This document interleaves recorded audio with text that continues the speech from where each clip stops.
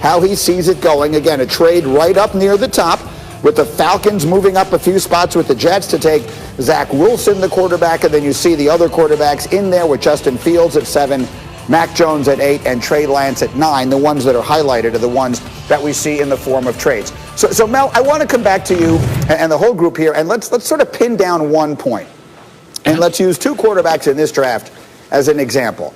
Mac Jones and Justin Fields. They played each other in the national championship game, so we all got to see them. Justin Fields, it feels like, is what the NFL is becoming. He's the dynamic threat. He can run. He can do all those different things. Mac Jones is what the NFL was 20 years ago. How important is that? As teams are making their evaluations right now, how important a factor is that in where these guys are going to get drafted now and into the future?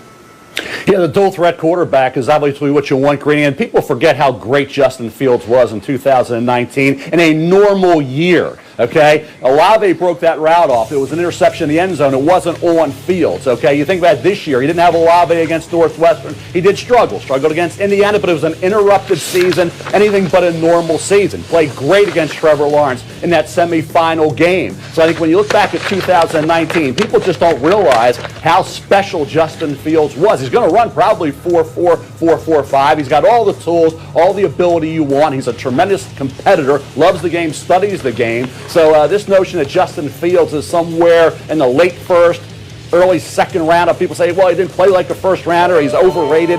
Go back, look at 2019, and you will see a guy should have been in line to maybe be the number 1 pick overall. He's right there with Trevor coming out of high school. Even going into this year was kind of 1 and 1A. Justin Fields, because of what happened this year, hasn't dropped all the way down like some people may lead you to believe.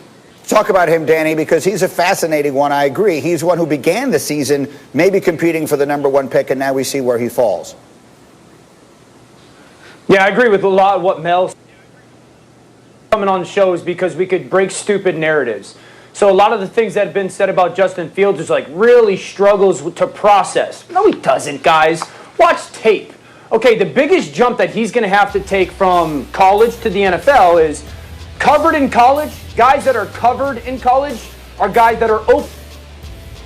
He's going to have to build the comfort level of going, okay, that guy's covered in college, but shoot, that 1 foot of separation is wide open in the NFL. And so having the confidence of letting the ball go on a consistent basis in that realm is where he's going to have to make that jump. But we're talking about a guy that is exactly, if you're talking about all the traits physically and mentally that you want in a quarterback, Justin Fields has that. The only thing that I would say is he's deliberate. He's very deliberate with his feet, with his thought process, with his eyes, where he wants to go with the football. That will get sped up when he gets to the NFL. But the biggest development that he's going to have to make is realizing, okay, that guy that I didn't want to throw in college because he was covered, I have to because it's the NFL. And if you think he can get there, he's got all the talent in the world to be a stud at the position.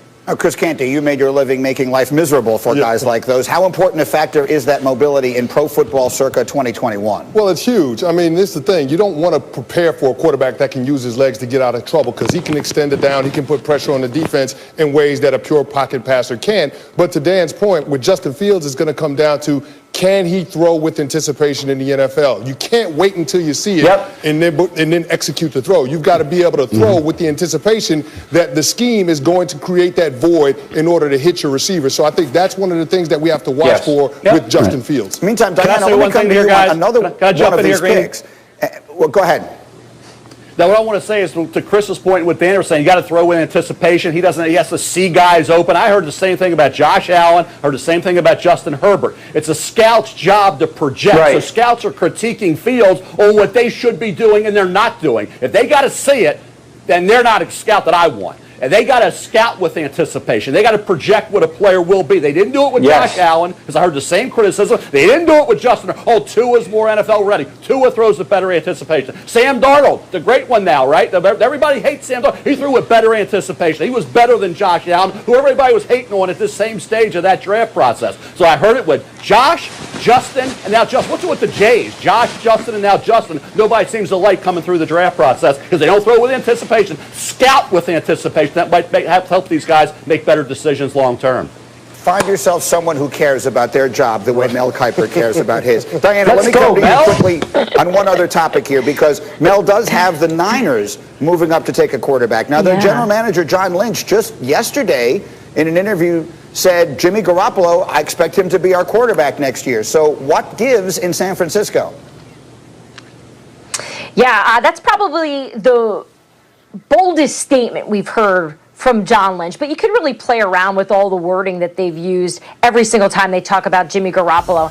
And it's still not the thing you want to hear if you want Jimmy Garoppolo staying in San Francisco, and that's, he is our guy. He's going nowhere. We are invested in him. We can win with Jimmy. You never hear that, because look at it this way. John Lynch can just go back after the draft, or if they decide to move on from Jimmy, and say, yeah, we changed our minds. No one's going to hold his feet to the fire on this. They don't need to. So the 49ers here from I think we can all, it's been made very clear.